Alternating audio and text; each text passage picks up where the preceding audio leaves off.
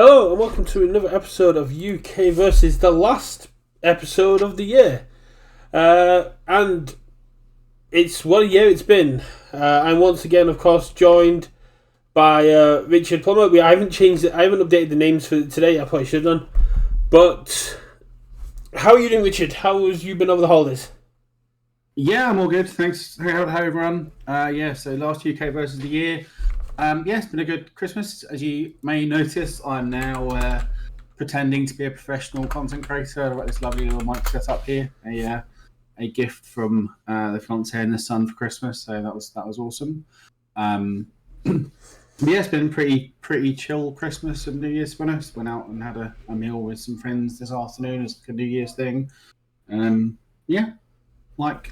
Nothing crazy, nothing too special, but just pretty chill. Not doing a lot. Right.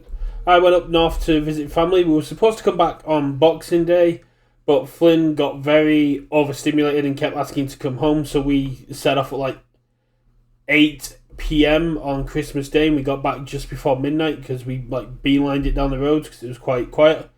Got some really cool stuff. Got some Yu Hakusho figures and stuff. Now that I've got a new anime I like that I haven't got much for, Robin's now got a big thing that they can buy for me because I'm notoriously hard to buy for. It was the same. The missus was like, "What can I get you?" I'm like, "I don't know." But yes. So they also got me an XR Soundwaves because I still need more of those. So I'm now one short of the playset. Nice. So I need one more XR Soundwave. So if anyone in chat's got one for sale or trade, hit me up. It's sweet. Hopefully the mic's sounding better. Yeah, the mic. When we were going over your initial stream stuff, because Richard is now streaming, which is really cool. He's doing Genshin Impact streams to start off with. So as you may have noticed, my chat name has changed to Storm of Blades. So I figured that works for both Universes and Genshin. So yes, I've only done one stream so far. But I'll probably stream after this, probably some more Genshin because I'm hooked on that stuff, and maybe stream some Universus stuff every so often. But sort of a casual thing. But when it comes to if we get invited to do any more, like when we did the Clash decks and stuff, you can always stream your point of view, and we can set it up as a duo stream, so people can then go in between our perspectives. That's totally fair. It's a cool thing. So, you can do with the collaboration stuff, like streaming together. It means that two people can stream. They sort of share views and stuff like that, which is very cool for Universus stuff. Things like Genshin and stuff like that. Thank you very much, Callum. Caleb is a massive supporter and messaged me this morning checking if I was okay, and it was half an hour before New Year because Caleb's in the future. We've got 3 hours until 2024, and it is the year of Ryuku. Oh, is it the year of the dragon? Okay. It's the year of the dragon this year. Well, next year. Well, unfortunately, she got clipped before the new year came in. We got Mirko in the year of the rabbit. So I have confidence that Ryuku is going to take a major event in the Year of the Dragon. That is my hot take for 2024. Ryuku will take down the event. She's still good, right? I mean, she's still good. She just can't kill you turn 2. She was bonkers with capture, but she's still good without it. I mean, having said that, obviously the deck minimum going to 60 does hit her because she doesn't have quite enough blank attacks, and obviously doesn't see her ultra rare enough, so she takes that consistency hit there. But I think she needs another set worth of stuff. Yes, and with the challenge decks, Yu Hakusho coming in, we could see a whole new line of actions and stuff coming in. Yeah, that could be absolutely huge. But we'll come to hopefully, they'll throw a bone to some of these other characters. Of just the odd card here and there in kits that can be used. I found a new addiction in a game called Fairy Tale Fables. It is an auto battler that is the spiritual successor of Storybook Brawl. Storybook Brawl was a game done 2-3 years ago now that was fairy tale characters in a auto battler similar to things like Hearthstone and other stuff like that. And it got clipped early this year. I think the servers went down in April. It was a game I just played for fun, and some young 19-year-old dev was sad the game was gone, picked up into like the gap in the market and has completely made this game by themselves. And it went live on the 23rd of December for the open beta. Well, it's a closed beta, but anyone can get access to it. And I've jammed 90 games in the last week. Okay. Auto battlers obviously are quite big, but I've never really dabbled in them, to be honest. Don't think they don't necessarily really appeal, but I understand they're very big and very popular. It's for me, you've got the tripling up aspects of that, but for me, it's the card game esque of it. So originally, Storybook Brawl was made by MTG former pros. And so it was essentially an auto battle that felt like a card game, which is what it brought me to it. But then they sold the company to an NFT company, and it kind of went downhill. And I stopped playing it competitively and just played a little bit for fun. Oh God, was that the whole FTX thing? Yeah, I think yeah. And because obviously I played Magic for a long time, so although I don't own any cards or play ever, I watch the occasional podcast and I keep a finger in the pie just to sort of have a vague awareness. It was a massive blow up when the NFTs started coming out of it.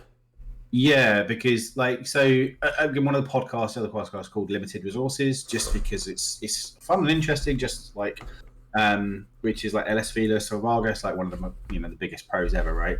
Like probably top 5 players ever in the game. He just talk about Draft and Sealed, and they were sponsored by FTX, and they got suckered in by them big time. And I think LSV was, because I think it was Dire Wolf Digital, right? Yeah, LSV was hired by the Storybook Brawl guys to help with their social media. And he was a big player because I watched a few of his streams when he played it. I think he's now playing Fairy Tale Fable as well. Because I played Magic for absolute years. One of my friends who's no longer with us got me into it, and I absolutely fell in love with the game. I moved down here. It wasn't the same atmosphere, so I stopped playing Magic. But I got into Keyforge because Richard Garfield made it. I got into Storybook Brawl because MTG Pros made it. It still has a bit of influence over me, and I really like it because it feels like drafting, but you get to see the immediate reactions to your draft.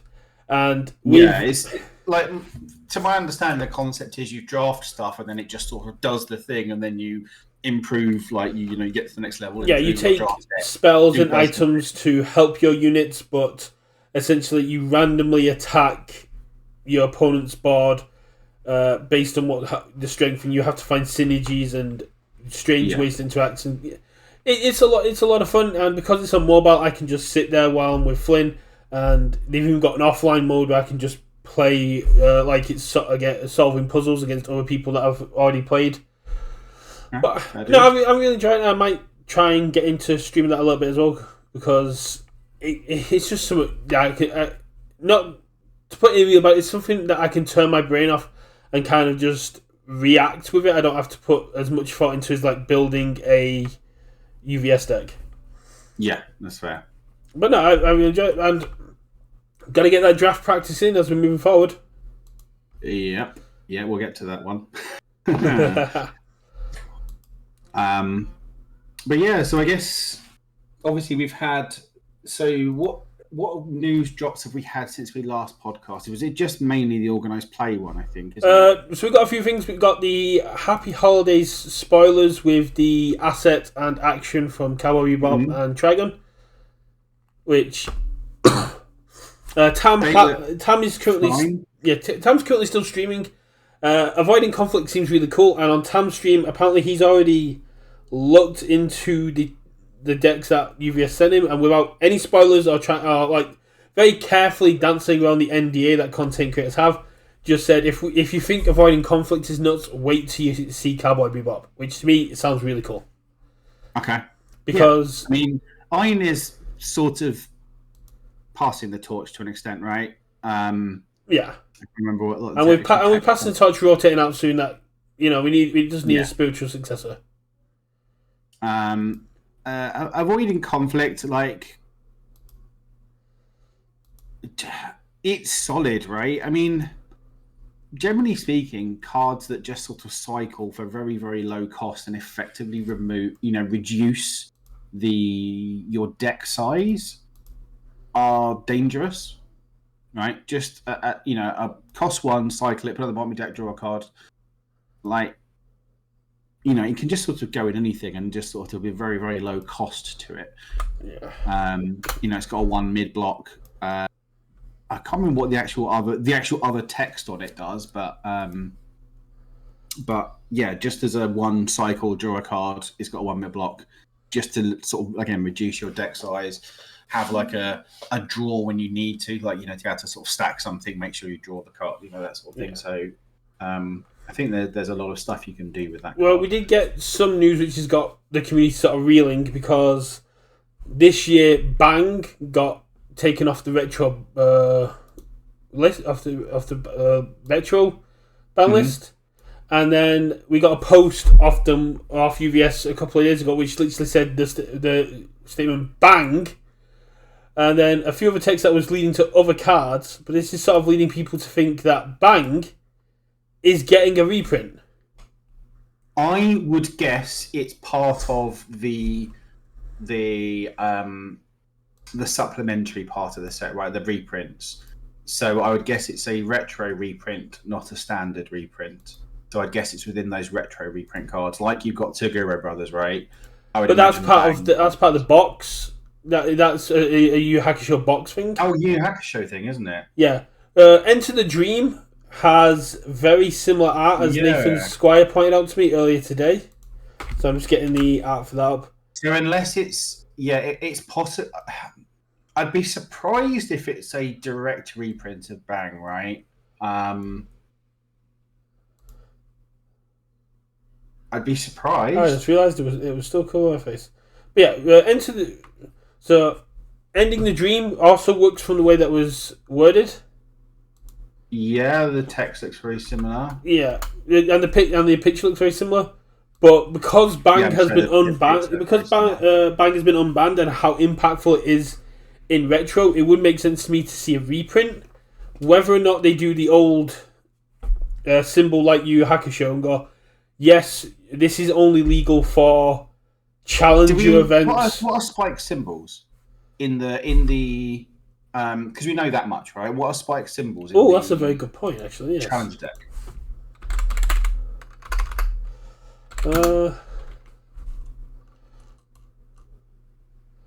How is he not on UVS yet?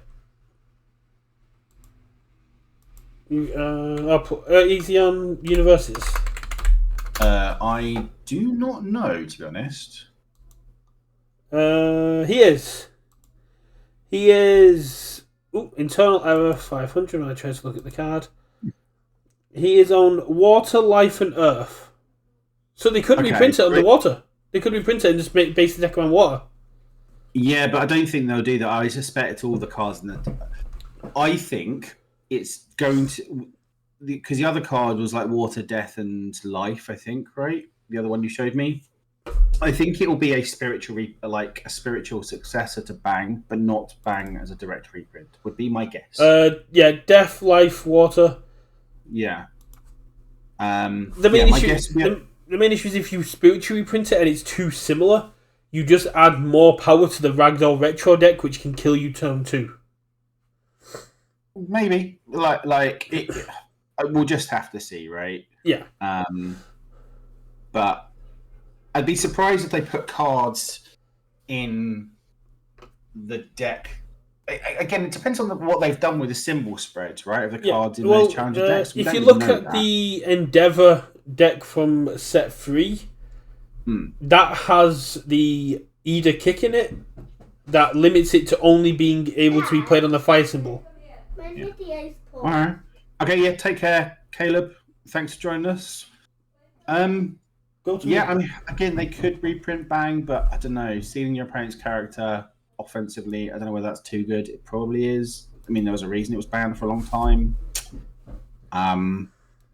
It depends what else is in there, but yeah, there's not really any action-based characters that can abuse it as much, because as good as it is with Twisting Azure... You say that, but just remove seal a card is very, very good. Yeah. Because it just seals their character, right? And yeah, I don't know. They could throw a curveball and just fully reprint Bang and just see. Let's see what it does, and if it goes horribly wrong, we'll just ban it. Yeah. And people won't be too unhappy because it's like a retro card.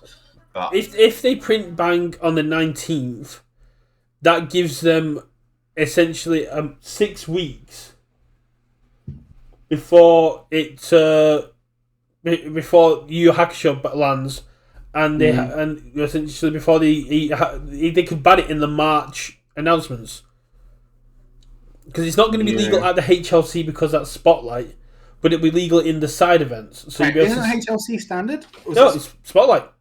Oh, okay, I'm going mad. I thought it was standard. No, yeah, the HLC is MHA Spotlight, which is...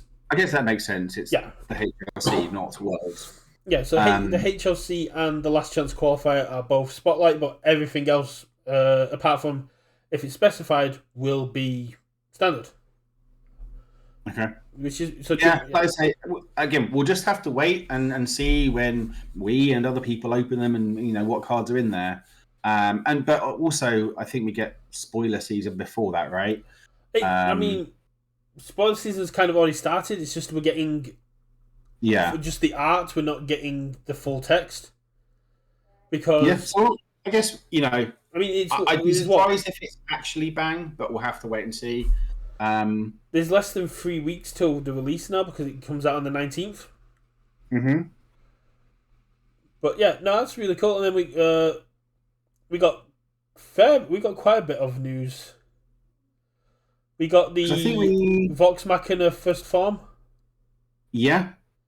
Again, that was cool. Probably if you like those IPs. I mean, again, I'm not particularly invested in them, but from what I've heard, there's been a lot of buzz from the Critical Role kind of fan base about the game.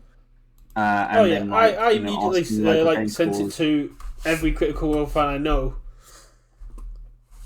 And so, yeah, I mean, if that gets, again, if it draws bums on seats, that's a great thing. And, hopefully people will be, like the game and like it for, they get these, because people will buy them as collector's items as well, and just to have it because it's Critical Role merch, right? Oh, yeah, especially when you look at the alt art cards, which I didn't get the pictures from, because Flynn was bugging to go on the computer side to end my stream prep a little bit earlier. Good. I mean, stuff like that, obviously, people can go see on like the official channels. But yeah, I mean, even if we get sent them, I'm probably still going to buy more.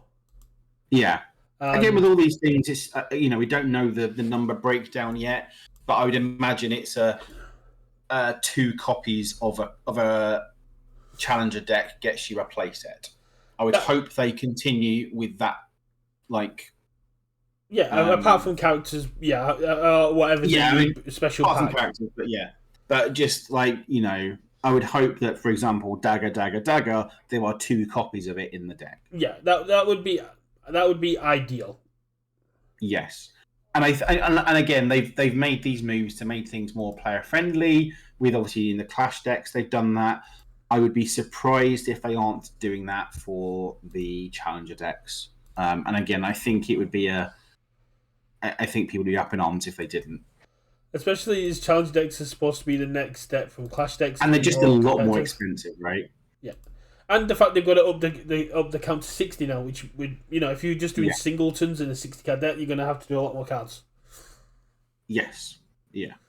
But the Goblin for me is absolutely nuts. Yes, it's random looting, but if you can mess about with that looting really well. Yeah, I mean, all the stuff looks cool. Again, it's just a case of looking at how everything interacts. And when we get to full sort of spoiler season and how the full kits work, and then thinking about them like in the wider world of standard and how they're going to interact with other stuff. That's the big thing, because Yu Hakusho will be live then. Yeah, random disc. You live by the random discard. You game by random discard. But if you pick up a knife throw or a jolt, or you can't pick up jolt anymore, but or a kraken, and you discard a copy of it and you get to put that to your momentum face up, that to me is just so good. Yeah. If you pick, basically you're giving away a bit of information because you pick up what's already in your hand to basically go, I'm getting momentum from this. Yeah, random discard. Yeah, it can be brutal. It remains to see whether that's like whether he's going to be good or fun good, right? So we start getting the exclusive art reveal February, which will probably coincide with the Yu Hacker Show spoiler season. Mm-hmm. Then we late February we get the Critical Role Enhanced, which will be a bit more of a breakdown of what the deck's going to be. Probably see some articles. End of February, early March, we get the card reveals, which my birthday is in March. I'm looking forward to that. And then March 21st, we get the launch, which is going to be really cool.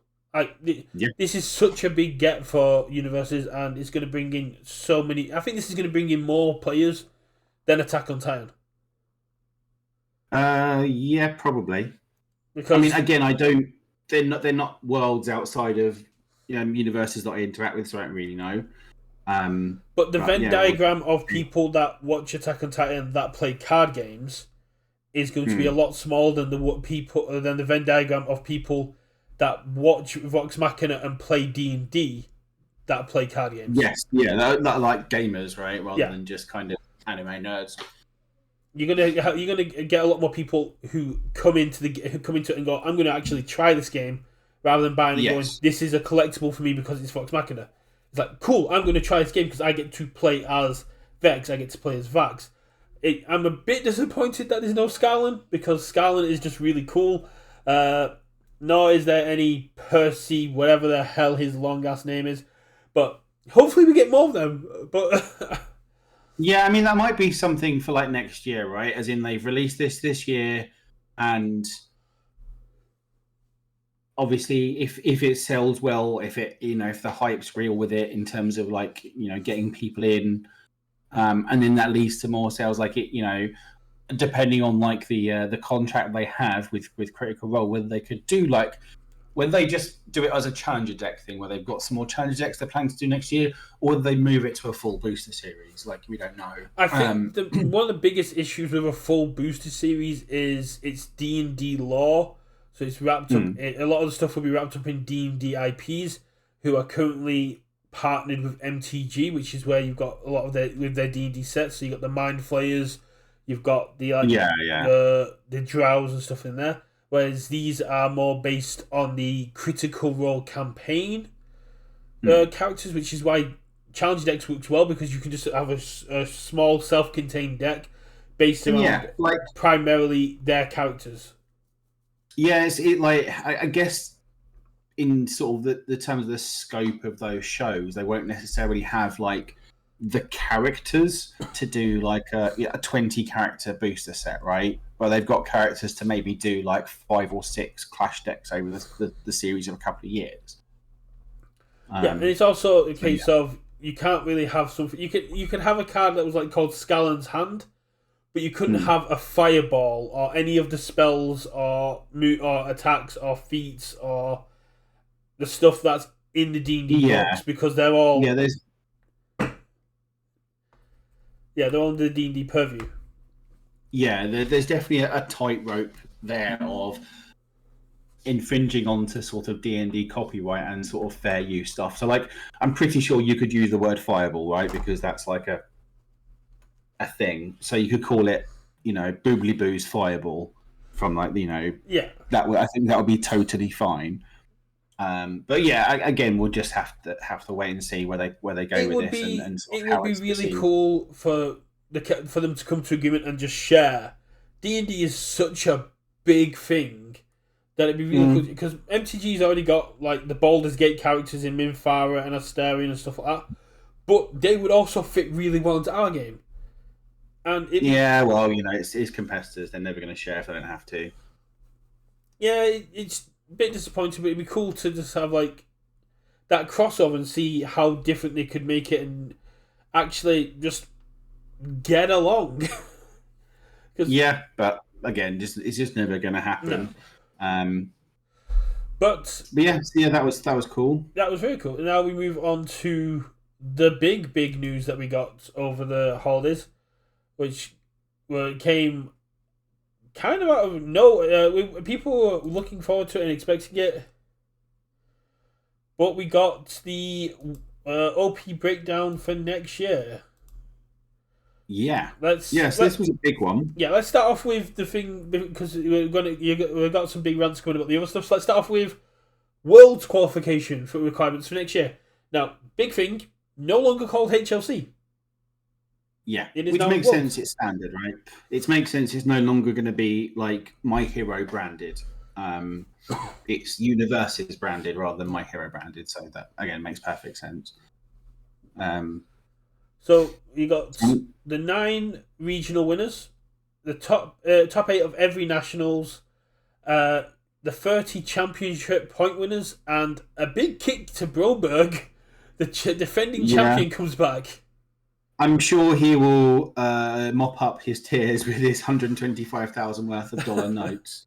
Well, whatever it was after tax. Yeah, probably like $5 after tax. Whatever. So obviously we doubled the size.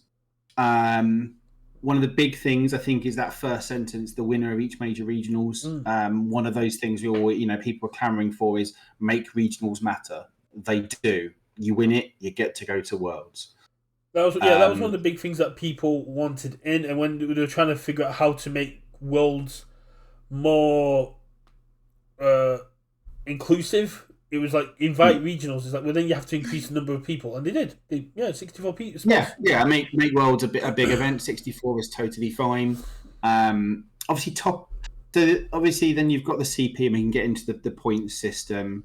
But I'm more interested in at the start before we get into that is the top 8 of each one with the 400 player. Yeah, I mean that's US had. What I was getting to is that the skew. Obviously, this year the skew is towards US based players, right? And that makes sense given the size of the markets. But obviously, it's like you've got a top 8 what was it, 60, 70 player Oceania nationals, or you've got a top 8 450 player US nationals.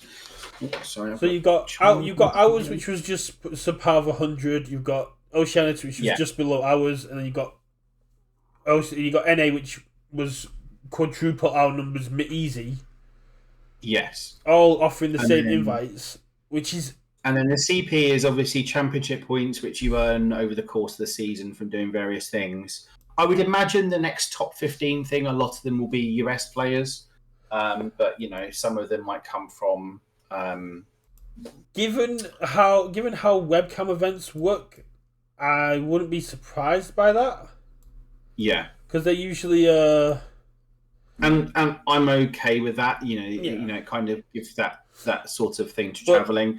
The other thing from that graphic is the first sentence, the 9 regionals. Yeah.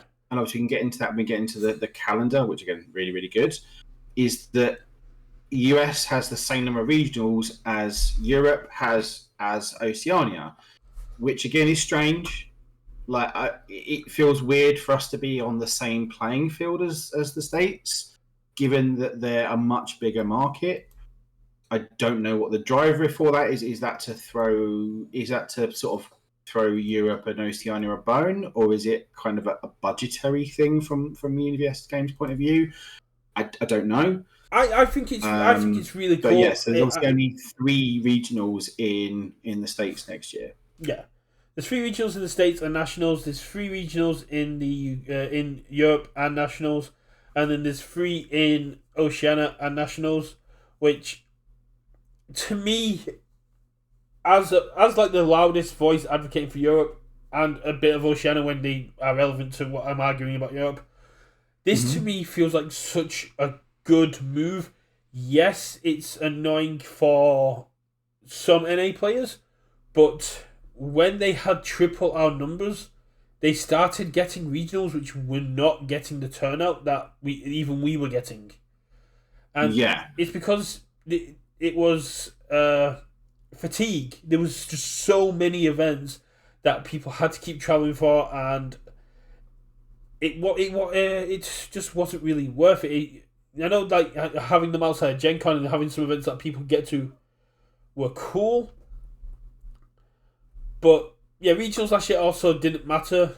So having so many and having them Yeah. not make any kind of difference as to your national. Once if you had nationals, but not making sure you couldn't get into the world with them is what my brain is trying to eventually get to.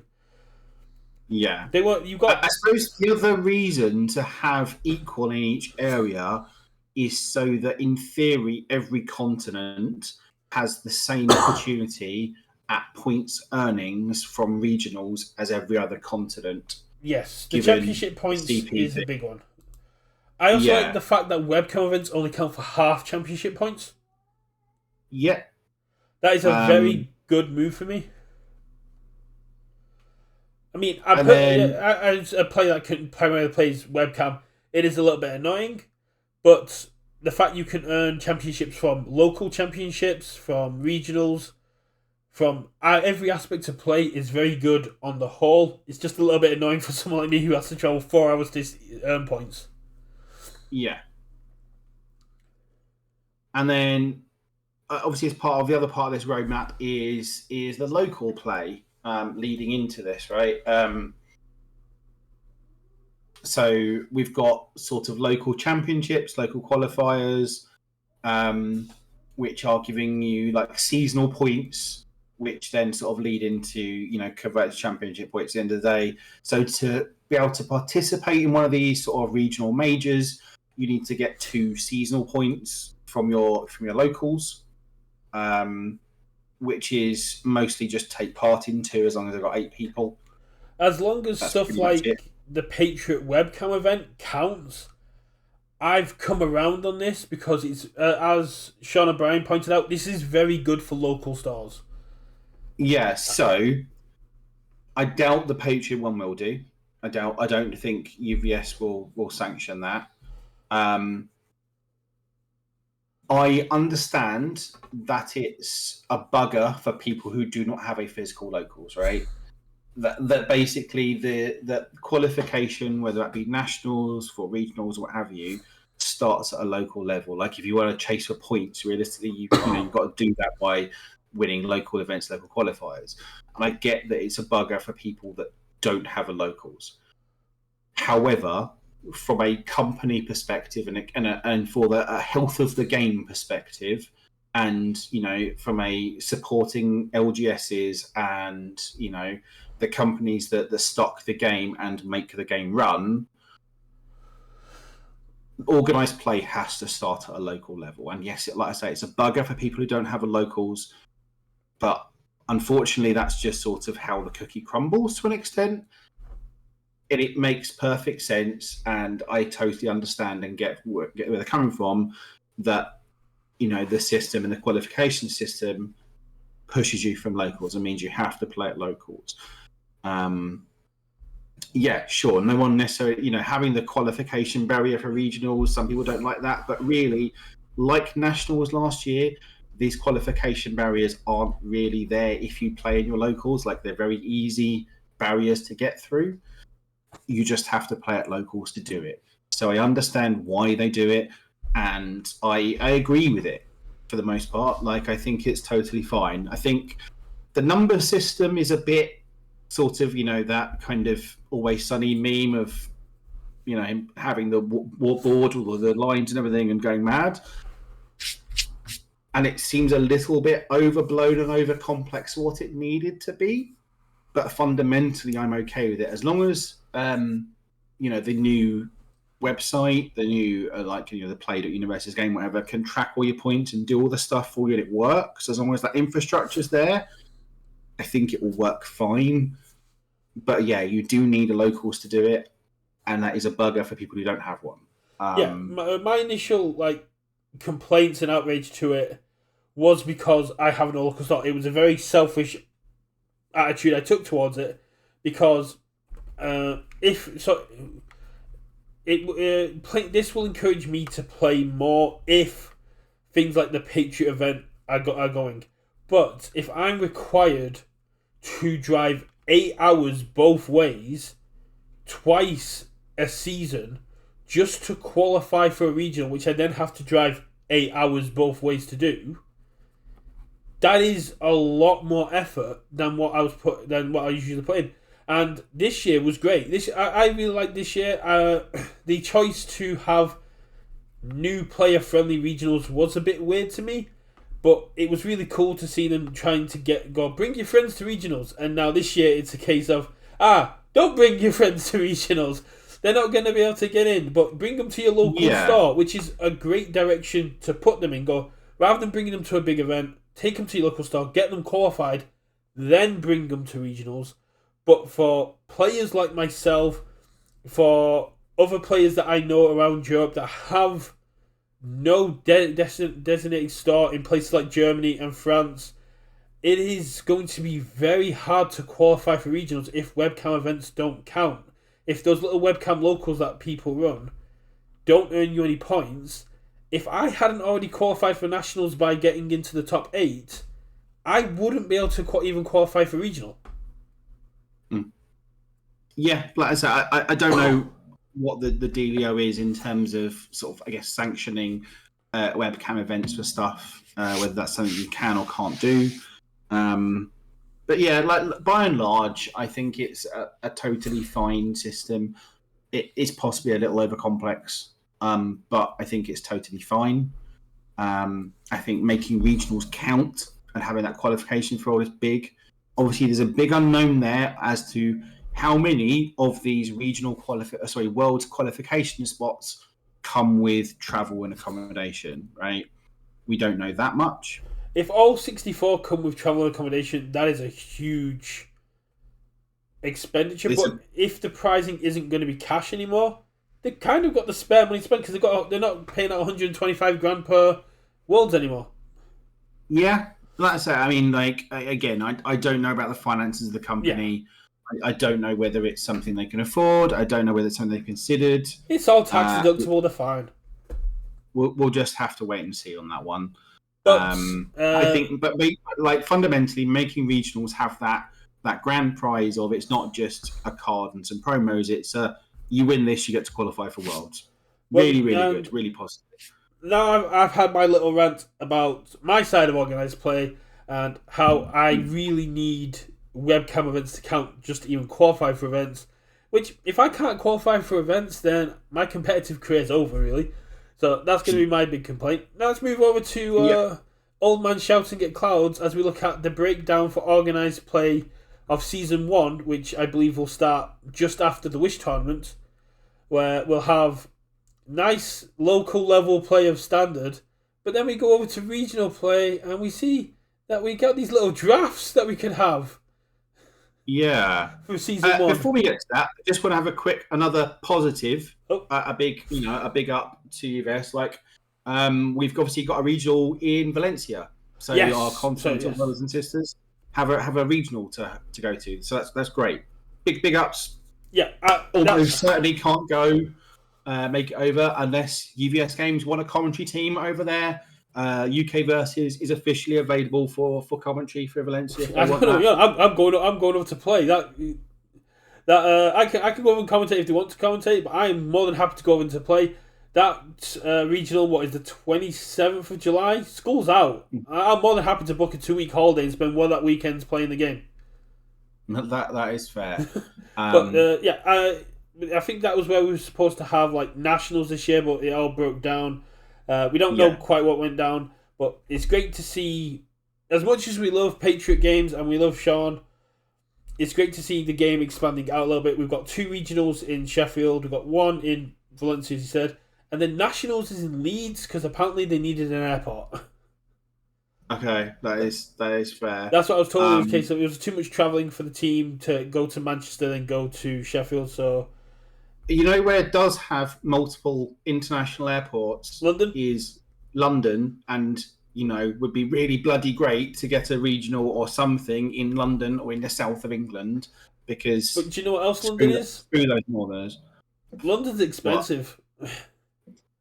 I know. I understand. The north is cheap. It's really convenient for me, and that's the important. Oh, you want to talk about somewhere that's cheap and convenient? You send them to the southwest. We've got massive country manors they can rent out for cheap.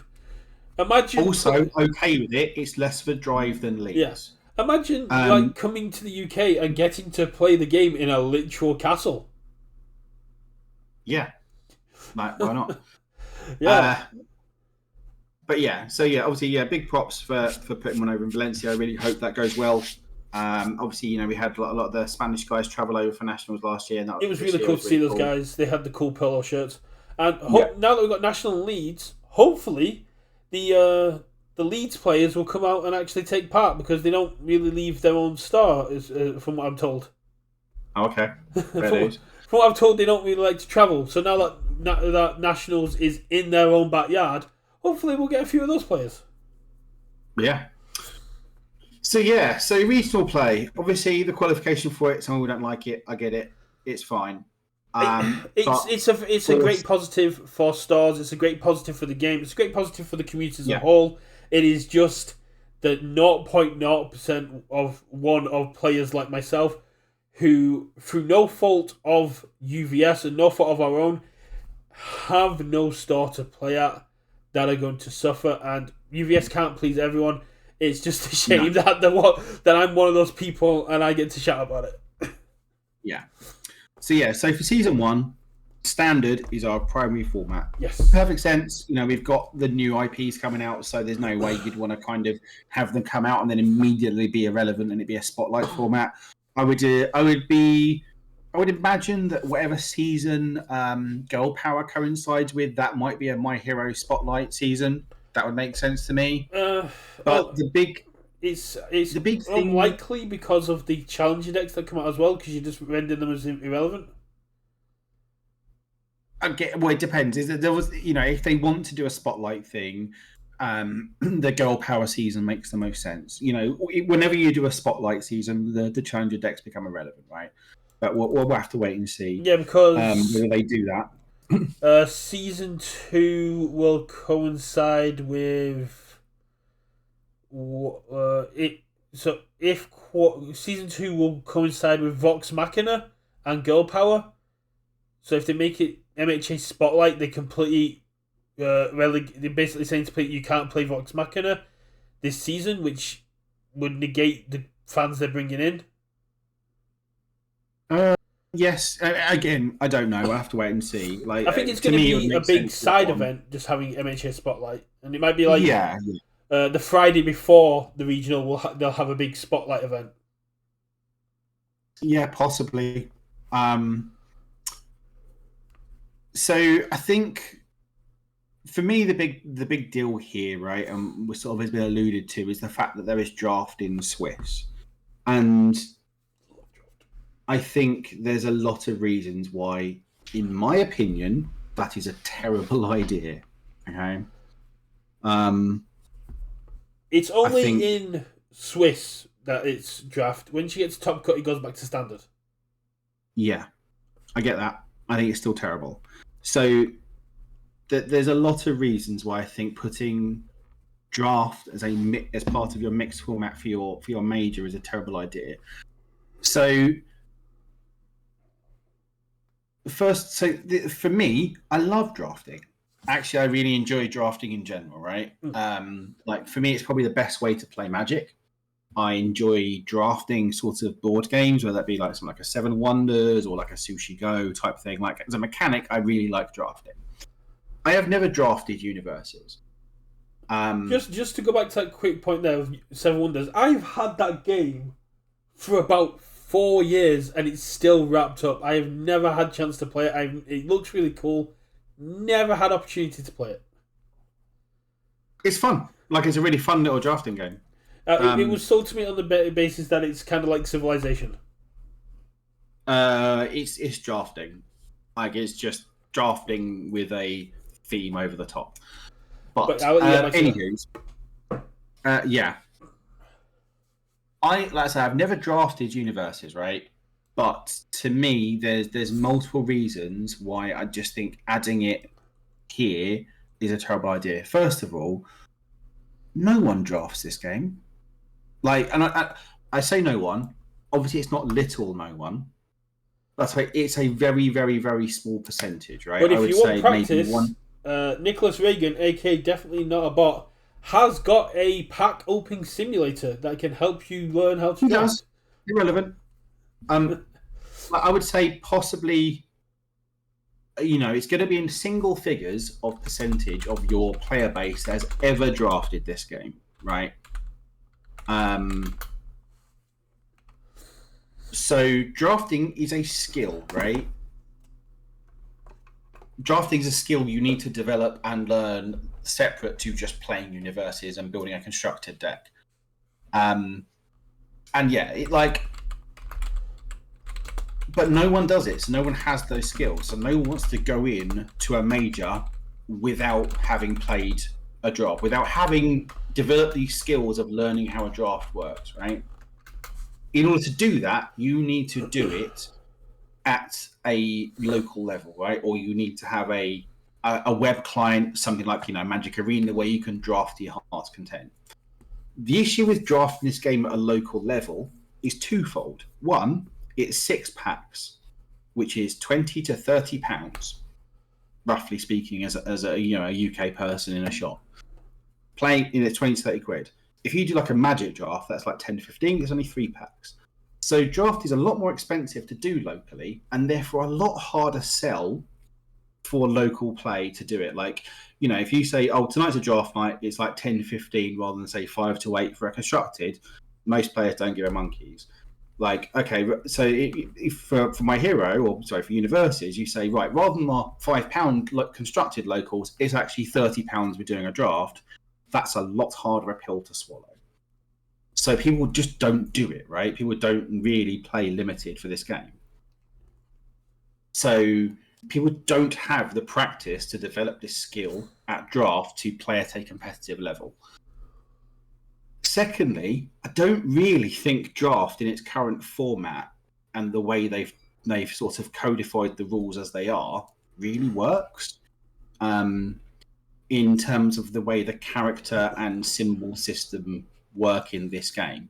I know Keenan in chat is talking about loving draft and really enjoying it and done it a lot, and I absolutely take his word for it. I'm sure that once you get into it and learn those skills, drafting is a lot of fun, is very rewarding. But there's no uptick to get there, right? There's no, okay, let's have a season of our local level play is limited play, which leads into a regional level play of limited play. There's none of that. It's just, here's some drafts. But yes, yeah, and no, you've got to remember that pre-release has draft as an option, just nobody takes it. Yeah, nobody does it, and that's it. It doesn't exist, right? So the idea that the way the current thing works is obviously every pack has a character. You open your pack, you take the character, draft a card, pass along, and do that with your 6 packs, and you hope that by the end of it, one of your 6 characters works with the cards you've drafted, which I think is a bit of a crapshoot, because you realistically need to know what character and symbols you're drafting for within your first couple of packs to get a cohesive deck. So you need to hope that one of your 2 characters is a hit, or you get lucky later on. And in order for that to be the case, none of your characters in your set can be a miss, right? You cannot have any of your characters in your set be unplayable and limited. They can't be. You can't open a pack and get like a Fat Gum 2 and decide, well, okay, what the shit am I doing, right? That can't happen, or else it's just such a crapshoot of a disadvantage to playing this limited format. Like, I think if you really want to do this, you need to change the rules and go back to you can draft and then just pick a character, right, at the end of it. So you can draft. I think, especially at a regional level, that's too powerful. I think they're also that it comes part of the set design where they can't have a muscular. They cannot have a muscular in the set where it's just so much better than everything else. But you still need your sealed characters. Characters like, for example, Toya. At the regional back in August, when I took part in the draft, I took Toya as my character when I had other options such as Fat Gum and other things like that, because I wanted to utilize that ability to copy my opponent's bombs. I want to go. You pulled a really good card. That's now my card. That is a sealed character. That is a great sealed character. Giving everyone the option of that isn't going to work. It's the same as what happened at Heroes Clash pre-release and the League of Villains pre-release, where people would open the kit and go, cool. A lot of this comes down to set design, right? Where the characters need to be, all the characters need to be limited friendly. None of them can be misses, and none of them can be overhits. The other way of doing it, potentially, would be you open up your 6 packs, you get your 6 characters, and then draft them 1 pack at a time. That's clunky as shit. Yeah. Obviously, you can see cards in your pack like that. I don't think you're going to be able to do it. I think loose symbol chaining, where you can play cards that have all 3 of your symbol rather than having to stick to a singular symbol, would make a lot more sense. Well, you don't, right? You just need to... It is loose symbol chaining. So, constructed, you pick 1 symbol, all of your cards have to have that symbol. I thought draft was... Oh, no, they got changed to both. Yeah, draft was... Yeah, but like I said, it's a skill. So when it came to drafting Undaunted Raid, the majority of people were picking up evil cards that had evil.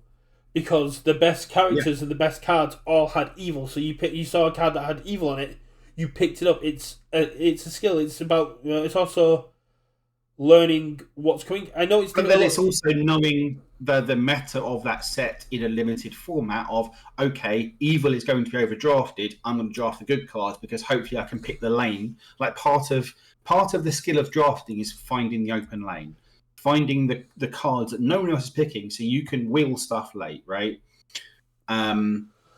The only other thing you could do... And the point is, like, I'm not saying that draft cannot be fun in this game. I'm not saying draft isn't skill-intensive and you can't do it. I'm saying people just don't do it, and forcing people to do it at regional levels is daft, because people don't want to. There's a reason people don't draft this game, because they don't want to, right? I think people don't draft this game because it's not really a viable option. Draft used to be a huge thing from what I'm told. And as we know from Magic, with higher play, draft is a very good way. It's a lot more skill intense than sealed. It's a great equalizer against new players and players that don't have the same kind of resources as other players. What if they left characters in? What if you didn't take your character out? So if you saw a character and you saw Fat Gun 1, you're like, I don't want that character. I'm going to leave it in my pack and pick out an attack and hope it pays off. So if... Say you're doing Jetburn and you literally you get Hawks in your first pack. You're like, cool, I'm going to go Hawks. I'm going to pick up all these common feathers, and then you never have to pick up another character again. Your other 5 characters start circling around.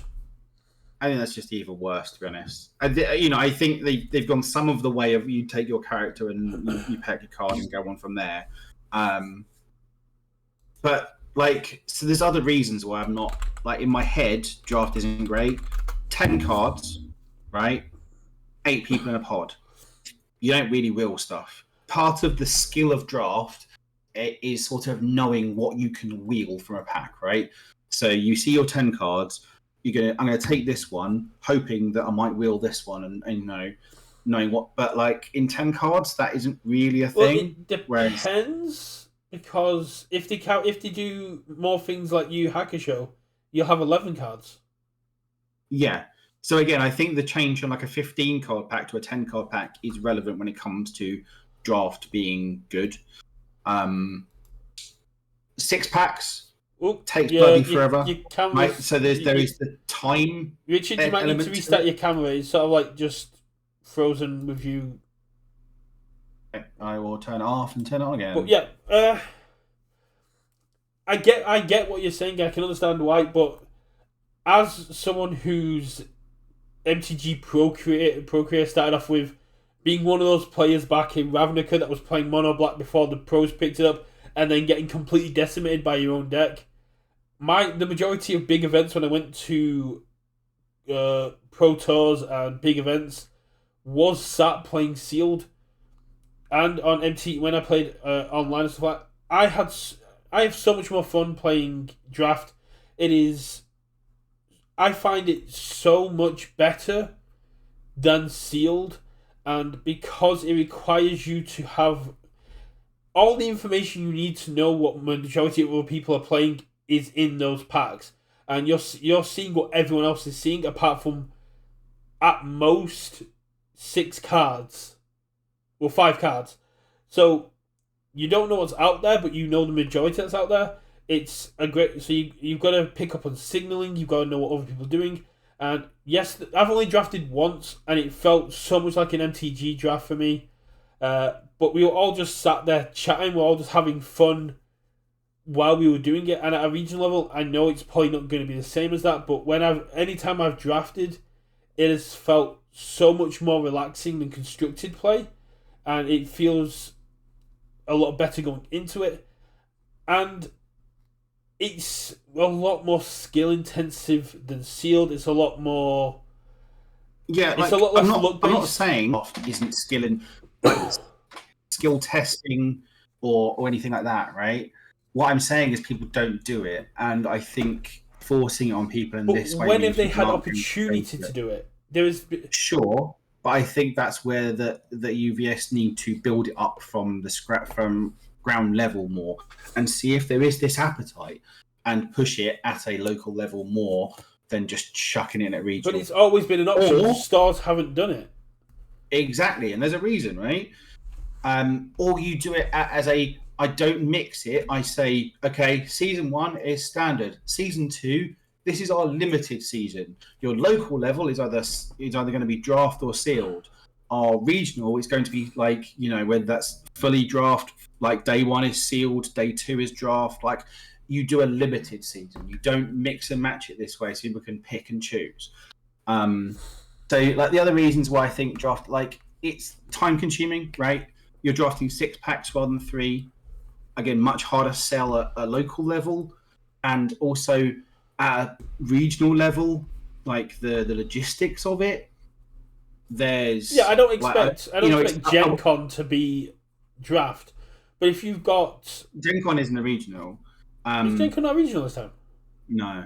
Ooh. There'll be an event there, but it's not actually a full regional. Yeah. But are UVS going to be opening and stamping packs? Because that's what happens at premier events in like Magic, right? You don't literally crack open boosters. They are pre-open booster packs, stamped, banded up, and handed out, so people don't cheat. So people don't add extra muscle slivers into their decks, right? Yes, but you have the last one I went to, the stamping was no longer a thing. You got a list of... So basically, I opened my 3 packs from... I'm trying to remember because this was like 15 years ago for me. They stamp stuff. Trust me, they stamp... At a premier level, they stamp stuff. Not when I went. So... Yeah, they do. I promise you they do. Yeah, but this is what I'm saying. I went to one at the XL London, and they gave you a sheet with every card in the set on it. You opened your packs, you marked how many of each card was in. Yeah, that would have been a Grand Prix, right? I'm just talking about Pro Tours. Okay. And also it wouldn't have been drafting. So if it was a Grand Prix, you would have been day 1 sealed, in which point, yes, you would have been given a sheet and you'd have marked everything down and you've handed that over to someone and they would have checked it for you. Yeah. And that was sealed, not drafted. Yeah, for draft, you have to stamp it. You have to ask, logistically for the judges, having to open the packs, stamp every card, put them back in. Yeah. And then, so day 2 would have been stamped draft packs, when I say day 2, I mean your top 8. Because otherwise you're going to get into muscle sliver issues, because people will, because there's stuff on the line. There is a world's qualification on the line. People are going to muscle sliver it. Yeah, especially if that doesn't make any sense to you. If Yu Hakusho seal draft is part of season 1, and you get a Toguro Brothers, it's like getting some Toguro Brothers or getting some make. That's it. Like, are those offshoot cards legal in draft? I would imagine so, assuming we're drafting Yu Hakusho at that point. In which case, it would count as a spot. I guess it would count as a spotlight event because you can only use Yu Hakusho cards. Well, it'll be a draft, right? It doesn't matter. Like, where you draft whatever, it doesn't matter about that. It's just a draft format. You just have what's in your packs. But yeah, so when I say muscle sliver, there's like a famous Magic story of a pro tour, and this would have been like in the mid 90s, like one of the top pros, but they were drafting Tempest at the time, which would have been probably 96, 97. Yeah, yeah. Ooh, And almost 30 years basically ago. added a third copy of this really good card called Muscle Sliver to his deck, and went and bought one from a trader at the site and added it in there. And then he got called on it because it had a different like printing, printing wasn't perfect back then, so it was slightly, I think it was like slightly lighter or slightly darker than his other ones. One of his opponents called him on it.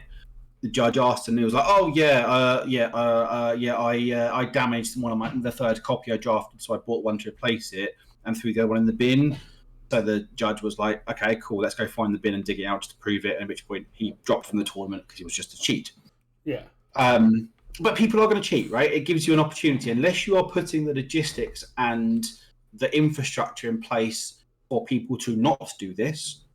They're going to do it. Yeah, well, a regional event when you've got a HLC seat on the line, you'd have to, but UVS is going to have to give them the resources.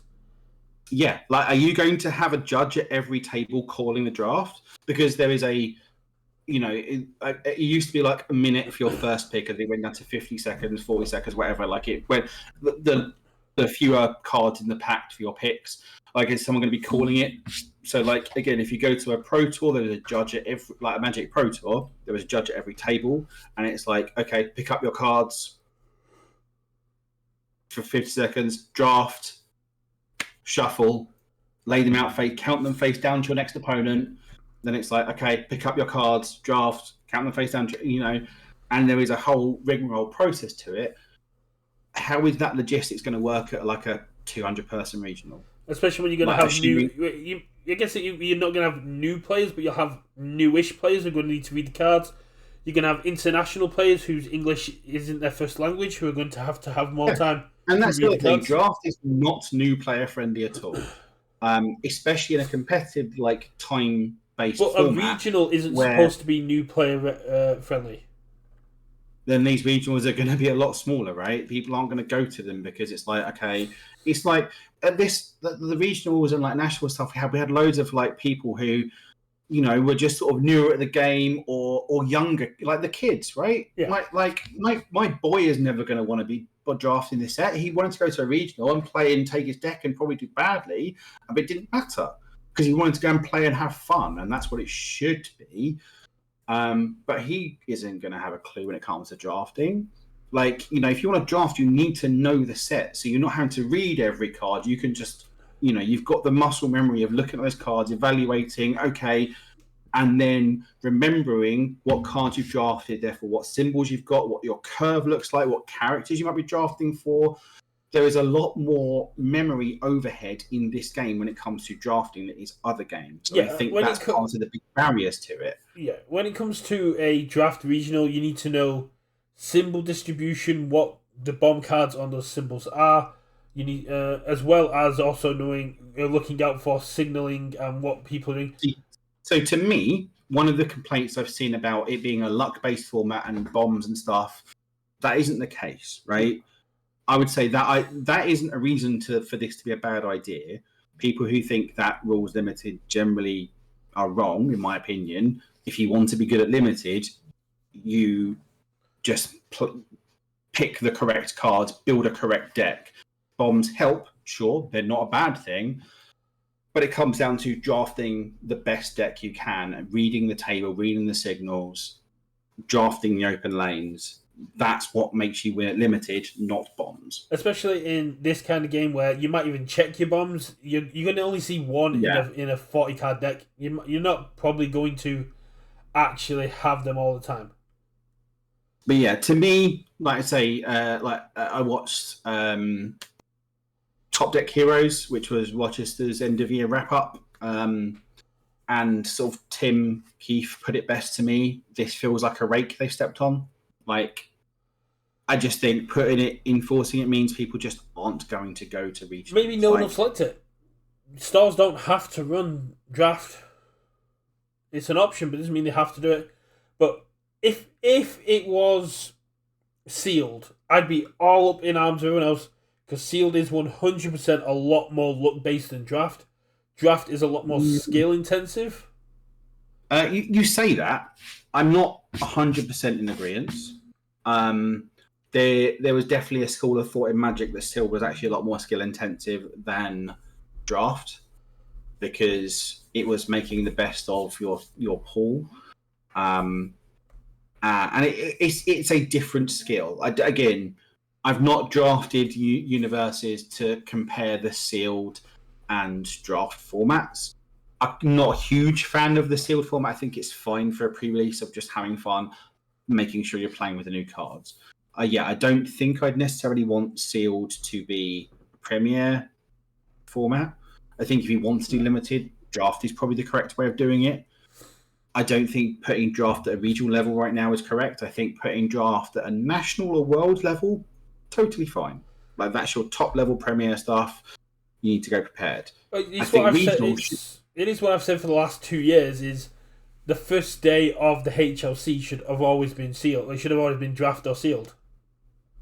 Yeah, but I just think, like I say, part of my big beef is people just don't do it because it's, like I say, it's the time, it's the expense, it's the logistics, it's a skill they don't have and they don't necessarily want to have. They just want to jam their cards, and I think it's where a lot of this could have been really, really positive. It's just gonna be that one rake they've stepped on, that one sticking point that's going to stick in people's craw, and just going to drive people away from playing in these regionals. Like, because just from my own perspective, right? Like, I've got our locals. We can pretty sure we can get to the 8 to make sure we get like the point from entering the local things. Like, so I'll get my 2 points. I'll qualify for a regional.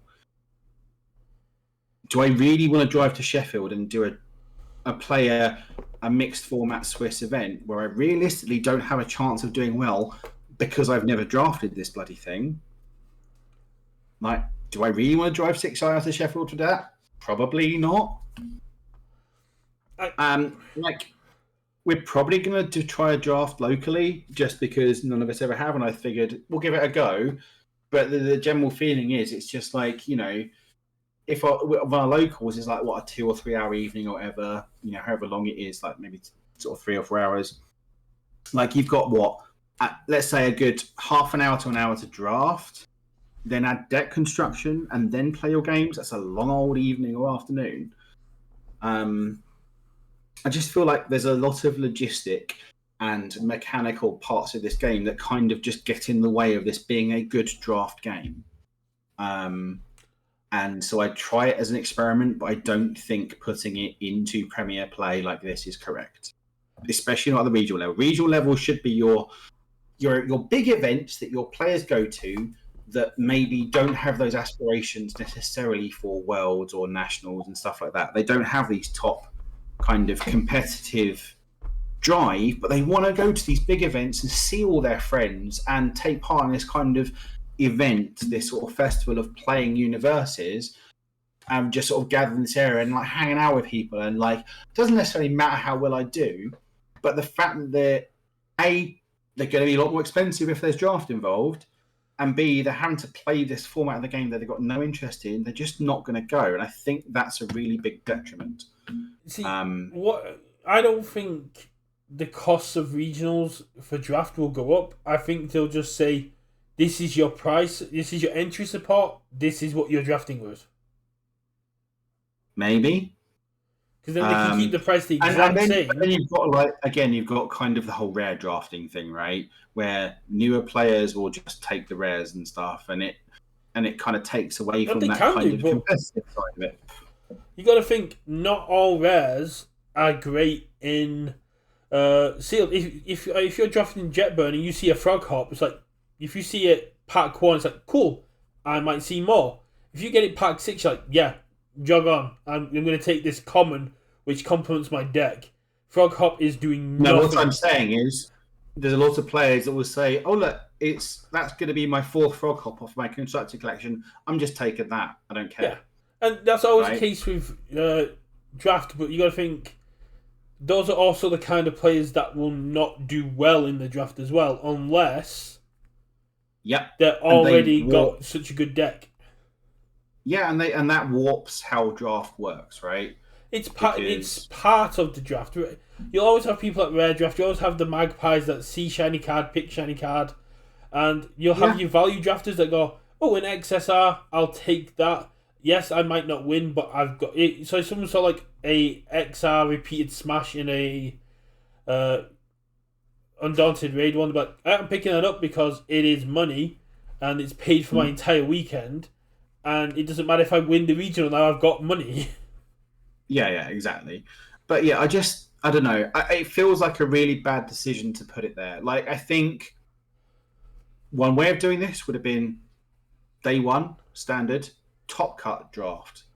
That would have been more stomachable. Top cut draft to me feels a lot worse because you've already got so much precedent from being in Top Cut. Sure, but like again, I'm just thinking of ways they could have done this better. But I or this is standard. Season 2 is our limited season. Season 3, we're back to that standard, and like whatever. Or we just say local level, our qualifiers, they're going to be draft. well, So that that's means you kind of what they've definitely done with Yu Yu Hakusho, isn't it? They said draft and sealed is how you get into the Wish tournament. most people are going to do sealed because no people wants to do draft. Some people might do draft simply because of this, sure. And like I get it, it's a certain amount of almost like an experiment to try and push draft as a format and see if they can sort of but they put it out there. If you want to do well at a regional, we need to be able to draft. And maybe a lot of locals will start drafting, but I'm not convinced they will. And it will be an extent of the rich get richer, right? So your people like your Rochesters and your unfun stuffs and stuff like that, people like that who probably already do draft. And from a UK perspective, like the Sheffield crew, like I think they do the odd draft here and there, especially like a pre-release and stuff. And everyone else that has never drafted this game ever will be like, yeah, I'm just not gonna bother going. And I I do think get that, but you got to think. For me, it's also it's content fatigue. There's only so many times you can play standard. There's only time if I don't have a locals, but if I mm, did, playing standard there, playing standard online, playing standard at regionals, having a bit of variance to me feels really good.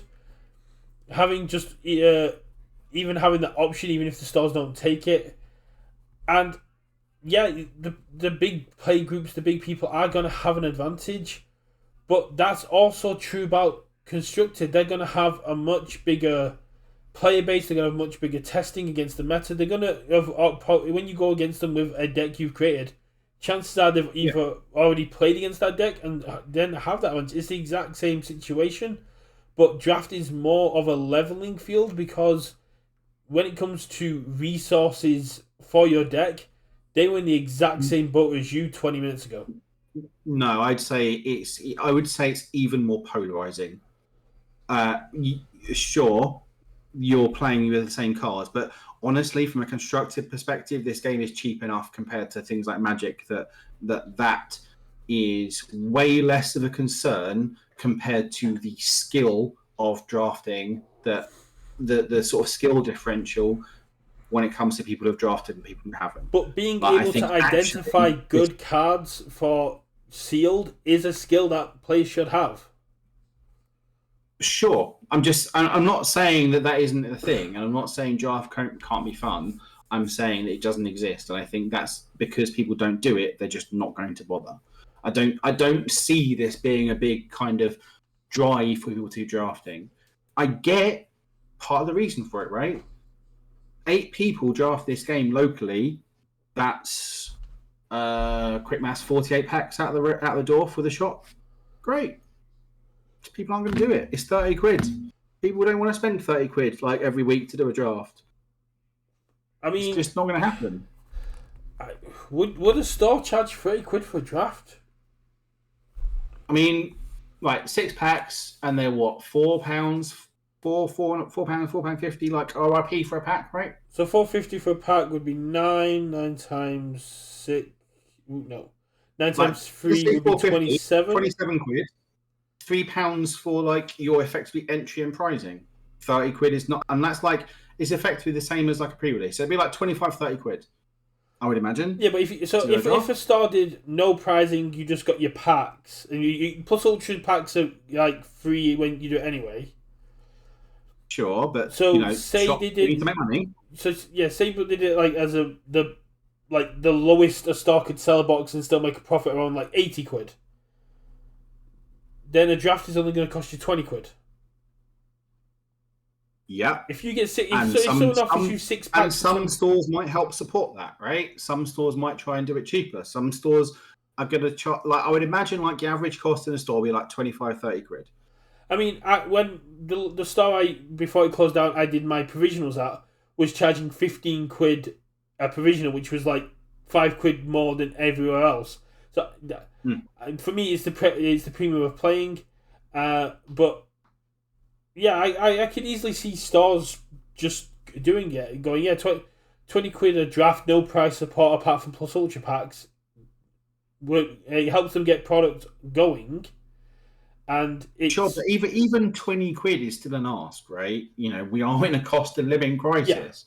Yeah. I understand the drive, and honestly, part of it is a personal thing where I remain to be convinced that this game is actually that good at as a draft product. I've done what I've only done one. Again, part of it is that I understand Keenan in chat as saying that draft is a lot of fun and he's done a lot of it, and I get that. Just for me, there's a lot of like sticking points to this game that says this doesn't work well as a draft thing. And also, there are a lot of people who just don't enjoy drafting, right? And I think having it at your as a regional, as a mixed, means people don't get to make that choice of, okay, season 1 is standard, season 2 is limited. I don't enjoy limited. I'll make the trip to season 1. I'll sack off season 2. Now it's season 1 is mixed, season 2 is mixed. Well, I don't like drafting. I'm not going to either.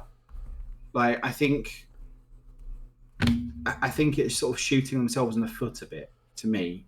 I do get where you're coming from, but to me, it's a bold experiment, but I think it's one that they need to do. They do need to push sealed play a bit more.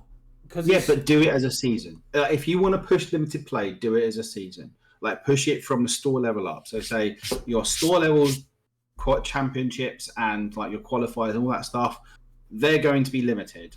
Our regionals, they're going to be fully limited, whether that's, a mixture of sealed and draft, fully draft, whatever. However they do it, but I think you just go all in either way. I think trying to have this kind of mix and match is just going to mean that people are not going to go.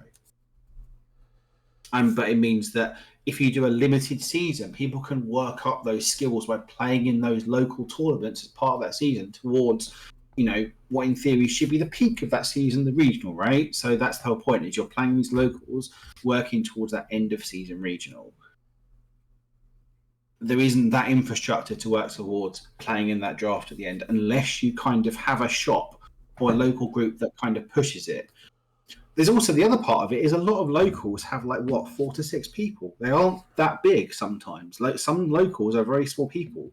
So you just can't do an eight-man draft, draft pod. If things like the webcam Wednesdays count for, I'm getting confused with a separate thing. Yeah, but yeah, no, I was reading something else.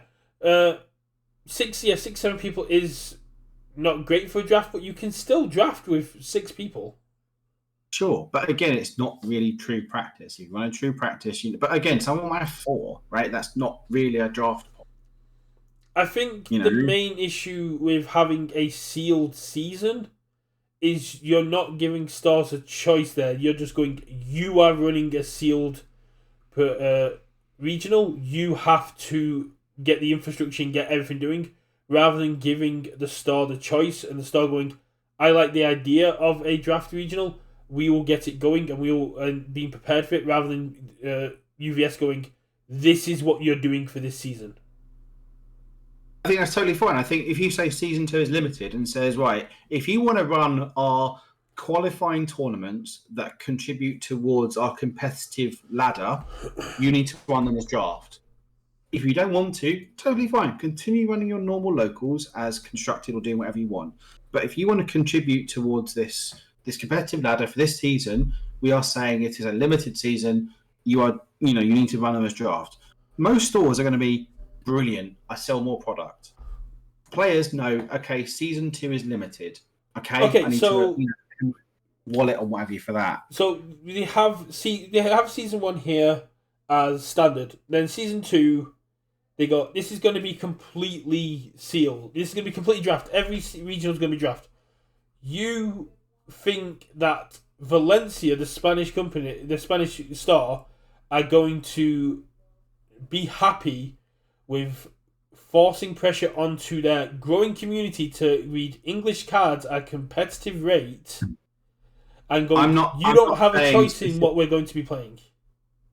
I'm not saying they're not going to have a choice, right? It'll probably be standard and draft. Like I'd imagine season 2 will be standard and draft as well. The star will get to choose that. But if UVS went to the Valencia star and went, you're running a draft provisional, when it's going to be in Europe, so it's probably going to be a lot smaller than the Sheffield one to begin with, and then putting that extra constraint on, as you theorized, which will reduce the numbers anyway, and then going, this non-English speaking first language country has to then facilitate a speedy draft is not going to be great if they've had this forced upon them. But I mean, you're just that doesn't make that you're just going to we're just doing it Valencia. I'm just saying, like, if you're going to do it limited, you do it as a full season. So you could do that as season 3. Like, it doesn't really matter where and when. No, but if they're trying to increase their numbers, if they're trying to get the game into South America, where there is people that really like the game, but they speak primarily Portuguese.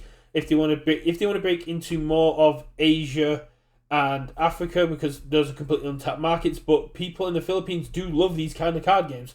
You can't impose it as you are running sealed this season. You always have to offer the stars a choice, and then it's up to the star whether they want to run it. You can't just go, this is our sealed season, you deal with it. I think you totally can from a competitive landscape. Magic could. They still just Magic 100% could. UVS not big enough to do it.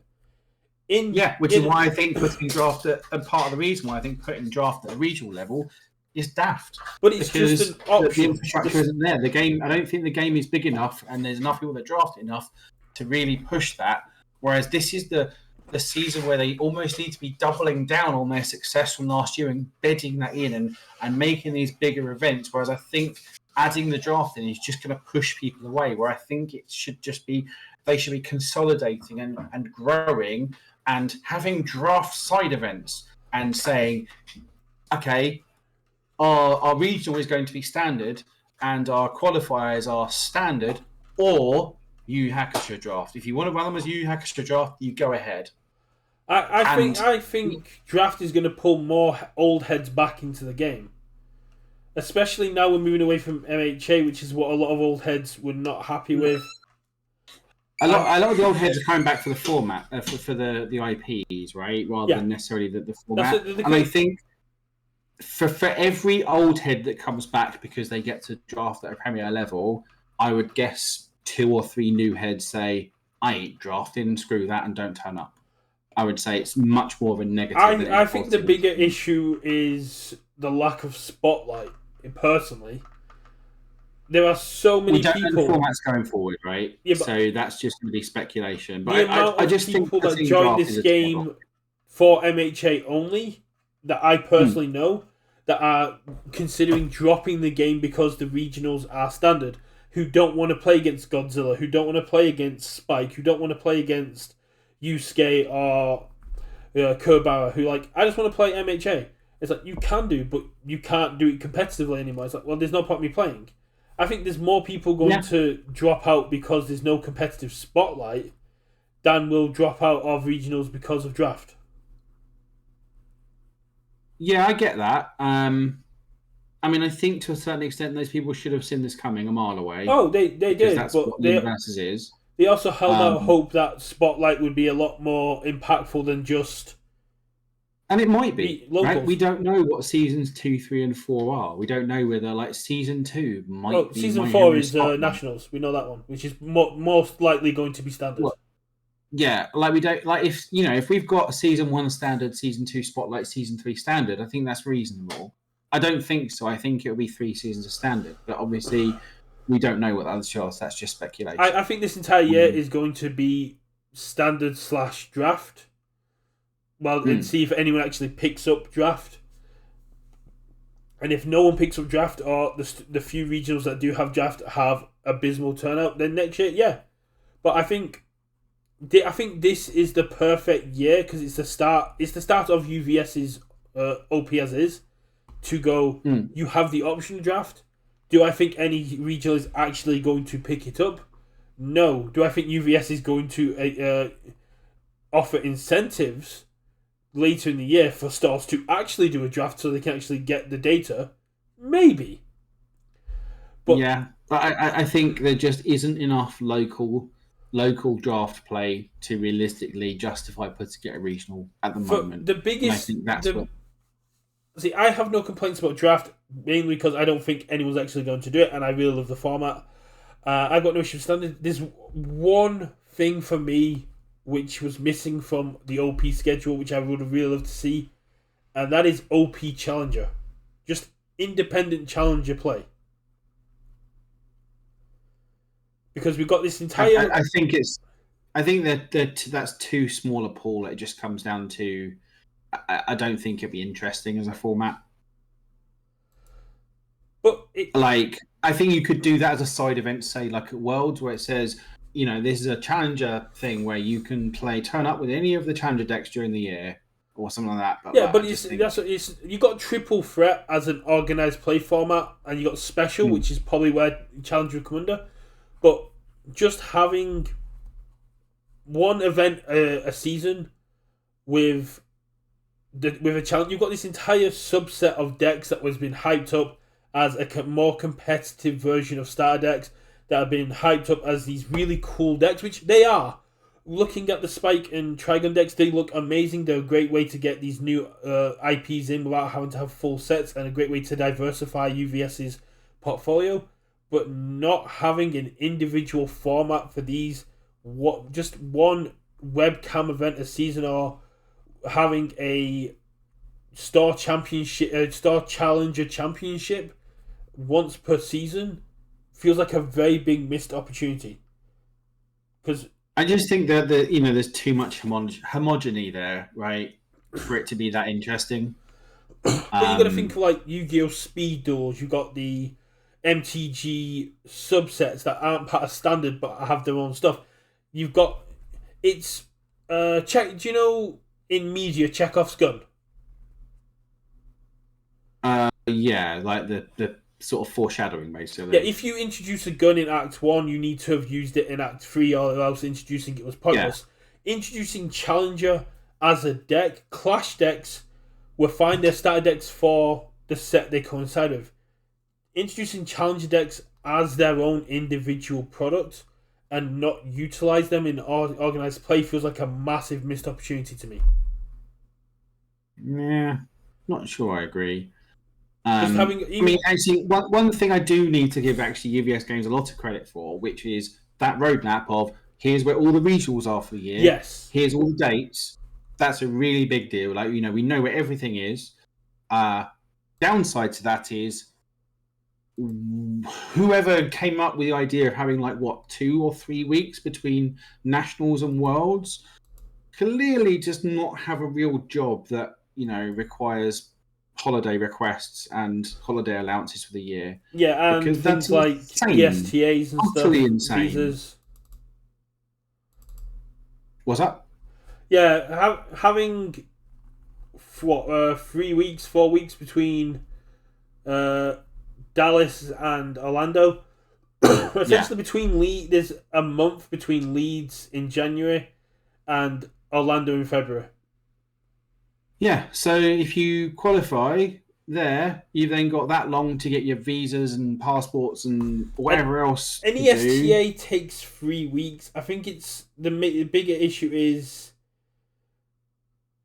because you don't need flight information for an ESTA. You just need to know where you're staying. So as long as it's always the same venue, then it's fine. It's more if you don't qualify for an ESTA. So if you've got other things in your past, if you've got issues with America where you need to get a visa, you're screwed.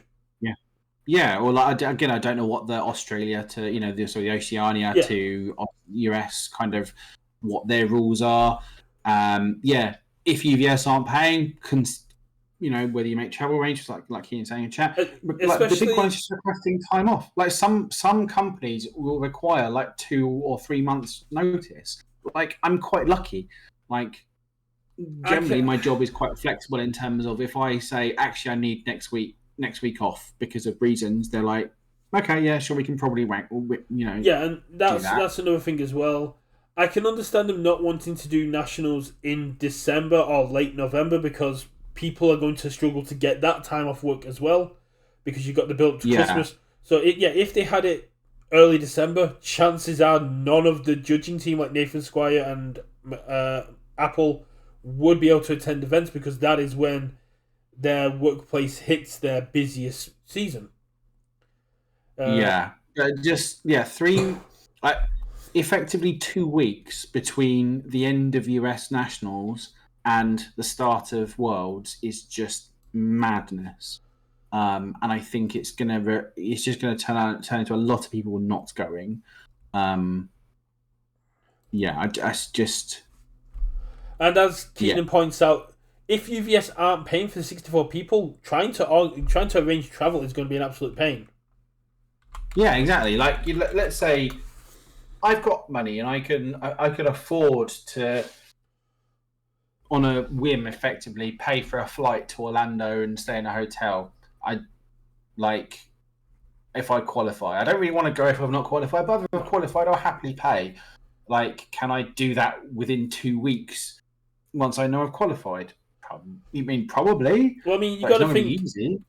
flights and hotel prices go up the closer you get to it, apart from like the day before. So Yeah, you're probably talking what from the UK 600, 700 for the flight, then a lot for hotel. Like again, the money doesn't necessarily matter. 70 to It's just 100 a night. Then you got food and Uber and all sorts on top. And the fact is that Florida again, I don't know what they're honestly, I don't know what they're thinking with Florida.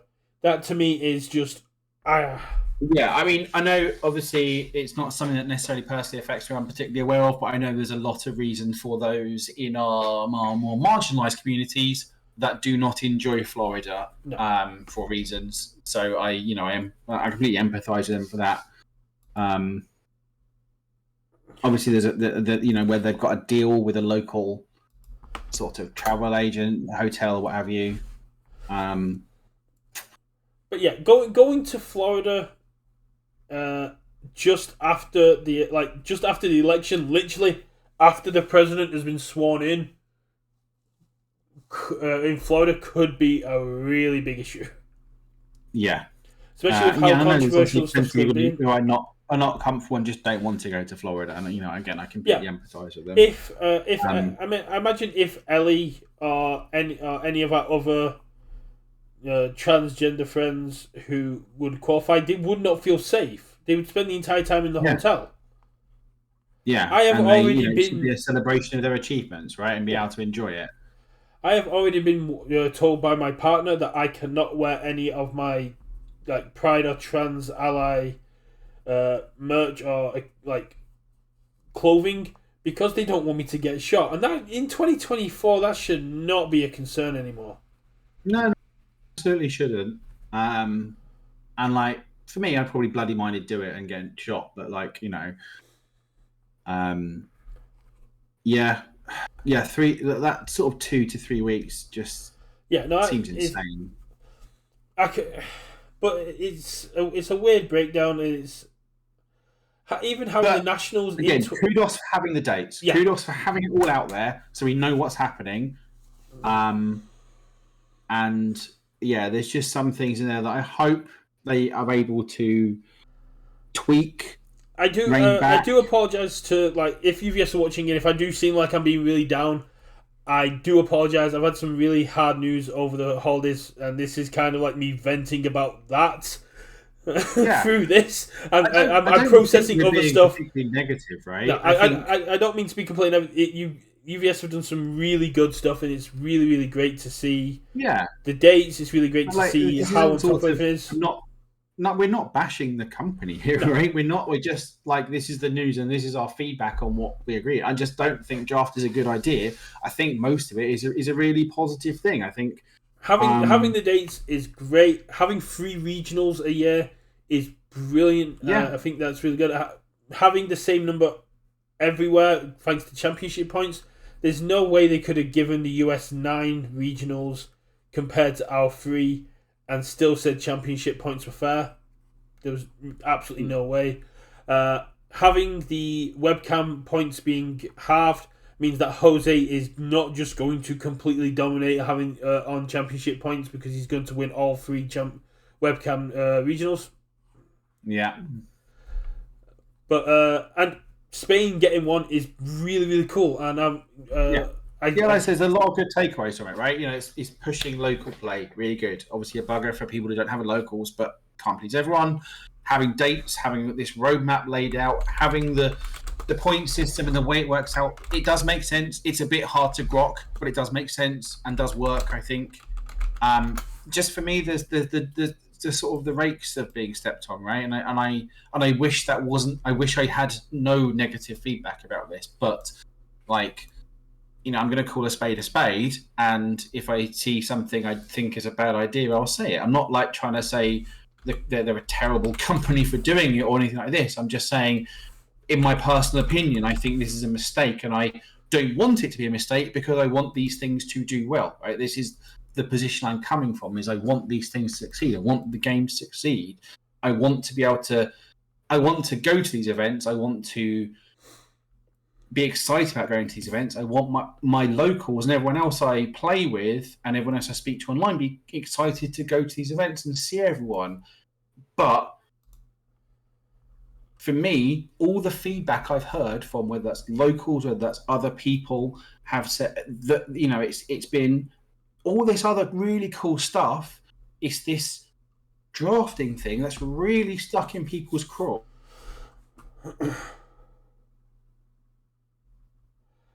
Yeah, no, I can understand it, and I can get where people come from. And like, I don't want that to be the case. I'm a big fan of draft. I always have been. Chaos drafts in Magic was one of my favorite things to do. I've just had a look, like, cheap holidays to Valencia for like 9 days around when the thing's taking place. You can literally get flights and a room for £485 per person. Oh yeah, expensive to travel to. That's almost that's like essentially £100 more than it cost me for Sheffield when I did the May one, when I paid for like the fancy hotel. Yeah. Spain isn't particularly expensive. No, like, you know, you can get like an EasyJet or a Ryanair or something down there for dirt cheap, and then, you know, you can probably either find a reasonably priced hotel or, like, again, I don't know which areas of Spain will be the more kind of expats, but like quite often you'll just be able to rent a villa, and especially like a bunch of you, like, and then they're fairly cheap. Like, you know, you just kind of rent out like a UVS crew villa. I'll have to see what the DMS guys are doing. I imagine the Sheffield guys would get a villa sort of thing. I was also, but I was looking at like 2 adults and a child, so basically I could go with my partner, and yeah, for the Friday one weekend I'd be away doing this during the day. But I'm looking at 9 nights. This is 9 nights. So I'm having on a Tuesday, leaving on a Friday. And essentially, so I'd be there for a third of the... Yeah, that's... Oh, this is just an excuse to have a holiday to Spain. There is one thing I would caution you. Yeah?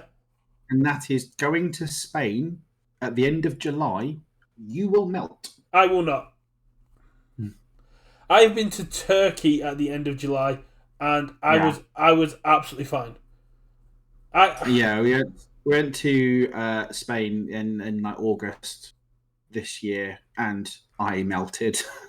I absorb heat like I don't know what it is about my skin. I think if you look at me and look at my brothers, yeah, there's a running joke that I'm the window washers because I'm named Okay. after the window. Basically, I got dark hair. I've got tan skin. All my brothers light hair. I've got blonde hair and light skin. My sister is now coming to dark hair and dark skin. Flynn's got dark hair and dark skin, and my auntie on my mum's side has got dark hair, dark skin. It's something to do with, like, my grandma's ancestry being in Mediterranean Europe. There's a few of us that get the recessive genes, and we just Yeah. absorb Mediterranean heat like a machine. It's brilliant. That's fair. I do not. I melt.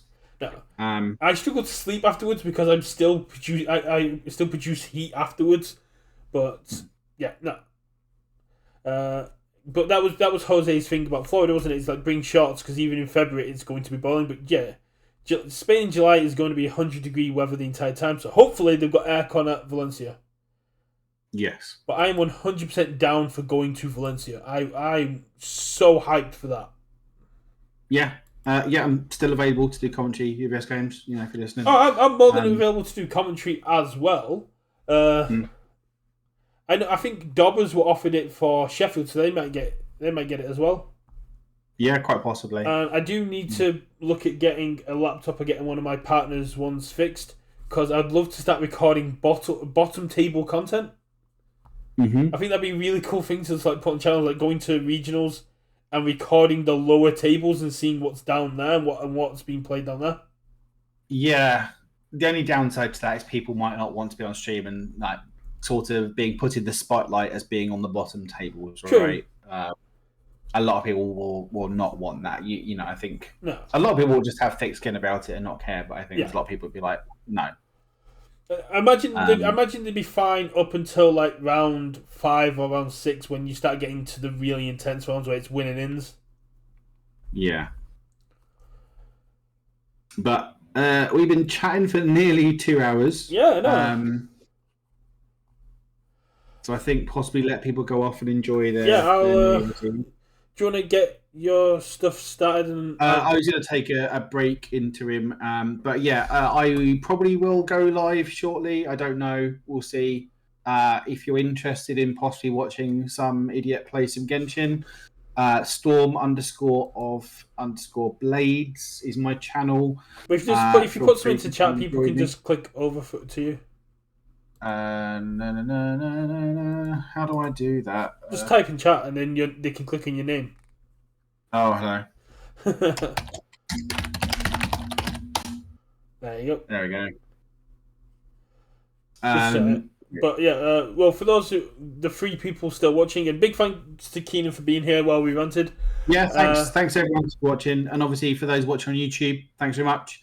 Obviously, do all the algorithm things like comment, subscribe, join us on Twitch, and I'll send to the channel, all that stuff. And I'll send the remaining people over to Tam, who's doing his 24-hour Iron Man of the Jetburn characters, where he's either going to do all the characters first or have the 24 hours run up. Yeah. So I guess the last thing to say is thanks everyone for joining us in 2023. Yeah. And I hope 2024 is a wonderful year for everyone. It's been a great year of top cuts and almost top cuts for me. I've had a lot of fun playing this game, and I'm really excited to see where it goes. I just hope that I can still play the game and I can get some stars going. And we'll see you. Yeah, I don't want to end on downer, but we'll see you all next year. And good luck to those taking part in the winter warm up next Saturday. Yeah, so maybe next time we'll either, depending on when the Winter Warm Cup happens and whether we get results, either we'll go through the results of those, or maybe we'll do like I think it'd be good to do another year in retrospective kind of event. Episode. So yeah, we can. We'll see about doing that. Yeah, we can get our stuff together, like placings of the year and our big highlights of the year, and then what we're looking forward to going forward. I think that'd be really cool for the first stream of the year. Mm-hmm. Okay. All right. Well, thanks everyone.